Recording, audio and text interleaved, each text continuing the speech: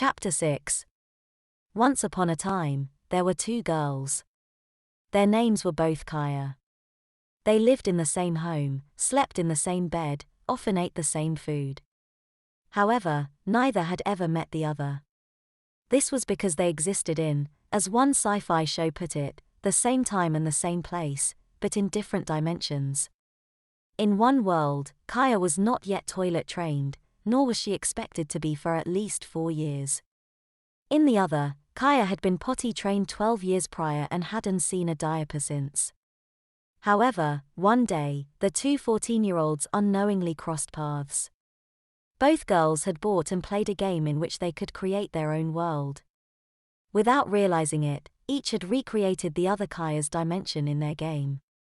It was done on little more than a whim, picturing themselves and their brother living in such a world. Somehow, this act caused a very rare occurrence.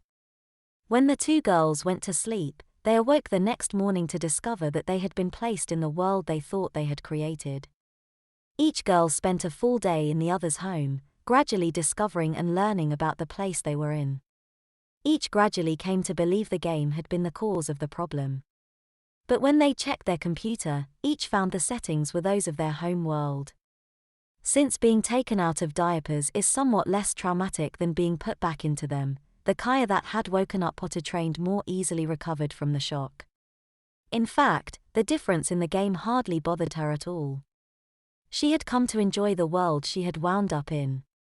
She had created the game world she had in a fit of jealousy towards her elder brother, who had begun what she wouldn't for some time, toilet training. In this dimension, she was on equal footing with her brother in that department. The Switch had also provided, for Kaya, another plus side. At her home, she had often felt smothered by her parents' constant attention. A direct result of their being the ones who changed her wet or dirty diapers.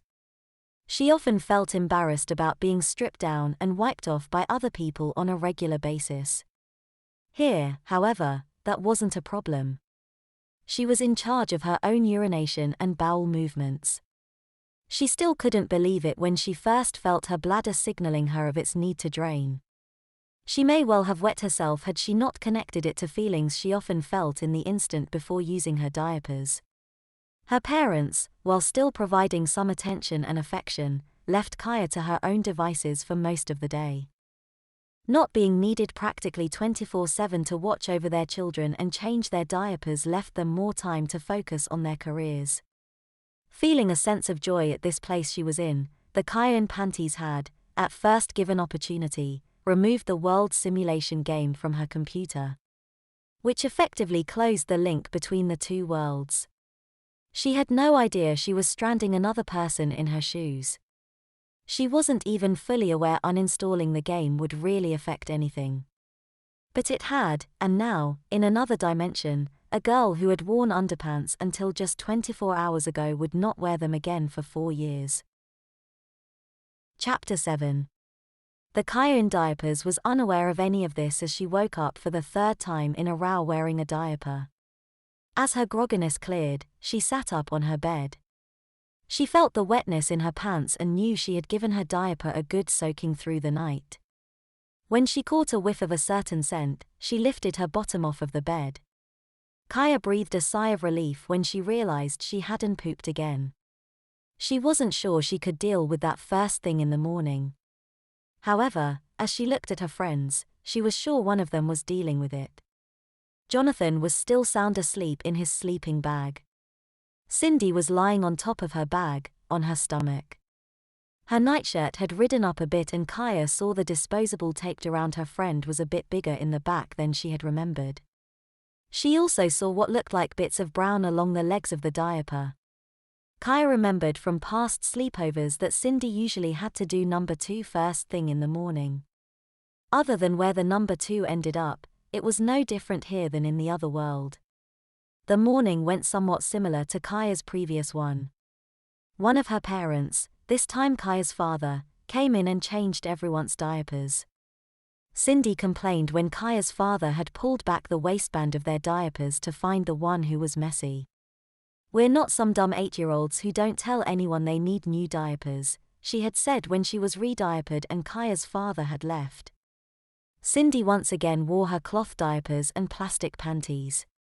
They were more obvious under her nightshirt than the disposable had been. Thick enough, as well, that they peeked out from the bottom. When Kaya's mom called them down for breakfast, the kids headed down in a rush. As she went down the stairs to the dining room, Kaya thought about what had happened the past day. She didn't know anything about the other Kaya, alternate universes, or the bizarre circumstances surrounding her arrival here. Once again waking up in diapers had made Kaya come to believe that this was her home. The world without diapers was just some incredibly vivid dream. One that had carried over to her everyday, diapered life. And, she thought to herself, that's not so bad. In retrospect, she hadn't liked her diaperless dream world very much. She much preferred having her parents around more often. Her brother just a little more humble than he was in the dream. Nor did she feel any pressure to act more mature than she felt. She could be herself in a way she couldn't in the dream. Wetting and messing herself wasn't really bad at all. So long as she wore her diapers, those things would always be taken care of. She looked forward to potty training, like any normal teenager, but she didn't mind waiting. She decided, with all the trouble it had caused her yesterday, to remove the game from her computer and just return it. She didn't need to have any more dreams like that again. As Kaya sat down to breakfast, she had unconsciously committed herself to life in this world.